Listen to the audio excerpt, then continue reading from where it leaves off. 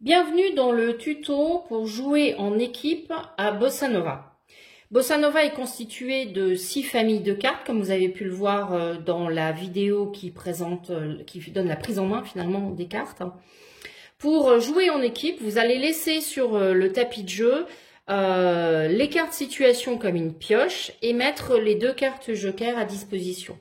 Vous allez prendre les cartes colorées, les battre pour pouvoir les distribuer intégralement aux différents joueurs qui sont autour de la table.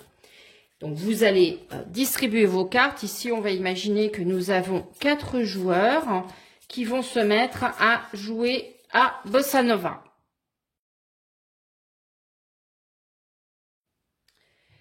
Donc nous avons 4 joueurs autour de la table. Nous allons imaginer que nous sommes dans la même entreprise et que ce sont 4 managers qui vont finalement, à travers le jeu, pouvoir discuter de leur pratique managériale. Le principe est qu'un premier joueur tire une carte situation et la raconte aux autres. Par exemple, ici, nous avons mauvaise passe. Un de vos collaborateurs est dans une spirale négative, tout ce qu'il entreprend échoue, il n'atteint pas ses objectifs et il est de plus en plus démotivé. Donc le premier joueur, si cette situation l'inspire, va pouvoir la contextualiser. Il va raconter ce qu'il a peut-être réellement vécu dans l'entreprise pour que les autres joueurs aient suffisamment d'informations et puissent réfléchir effectivement à la solution qu'ils auraient à lui préconiser.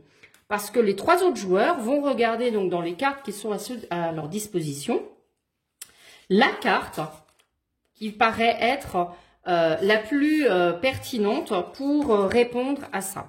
Par exemple, l'un pourrait proposer de jouer une carte leader qui dit qu'il faut inspirer les équipes, une autre qui va plutôt être dans le coach avec le principe de conseil, et un dernier, le pilote, qui va évaluer.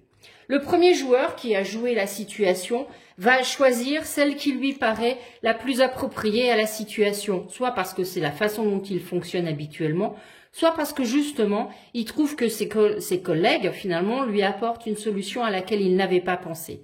L'intérêt du jeu, c'est d'inspirer un dialogue, de créer un dialogue entre les différents joueurs autour de la table pour qu'ils puissent réellement échanger sur leur pratique managériale et finalement constituer une communauté de pratique.